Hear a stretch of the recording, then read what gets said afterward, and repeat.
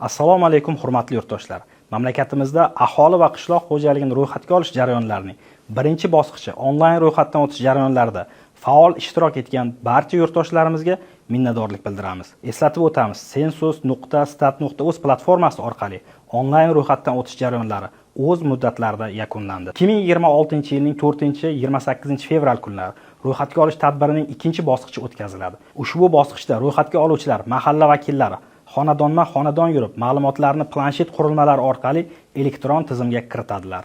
Jarayonning shaffof va tartibli o'tishi uchun ro'yxatga oluvchilarning harakatlari GPS orqali kuzatib boriladi.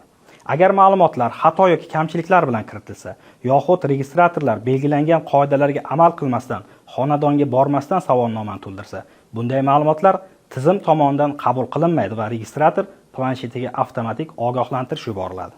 Bu choralarning asosiy maqsadi ma'lumotlarni to'g'ri va to'liq yig'ish, ishonchli hamda sifatli ma'lumotlar bazasini shakllantirishdan iboratdir.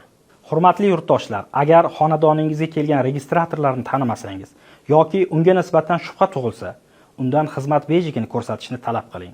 Bejikdagi QR kod orqali registrator haqidagi ma'lumotlarni tekshirishingiz mumkin. Ushbu ma'lumotlar yagona bazaga kiritilgan.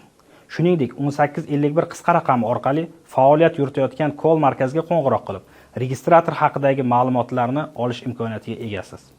Ayrim holatlarda birinchi bosqichda onlayn ro'yxatdan o'tgan fuqarolar xonadonlariga ham registratorlar tashrif buyurishi mumkin. Boisi siz birinchi bosqichda ro'yxatdan o'tganingizda xato va kamchiliklar bilan savolnomani to'ldirgan bo'lsangiz, registratorlar uyma-uy yurgan holatda sizni ma'lumotlaringizni to'g'ri va to'liq kiritishga yordam berishadi. Yana bir muhim jihat, xalqaro tashkilotlar tavsiyalariga muvofiq asosiy ro'yxatga olish tadbiridan so'ng ma'lumotlarning aniqligi va sifatini baholash maqsadida qayta tekshiruv o'tkaziladi. Bunda asosiy tanlab olingan xonadonlarga mutaxassislar qayta tashrif buyuradilar. Qayta tekshiruvlar odatda jami ro'yxatdan o'tganlarning 10-15% ni qamrab oladi va bu xalqaro amaliyotda keng qo'llaniladigan tajriba hisoblanadi. Tayyorgarlik ishlari davomida 2025-yilning dekabr oyida respublika bo'yicha 7.6 million turar joy obyektlarining GPS koordinatalari aniqlandi.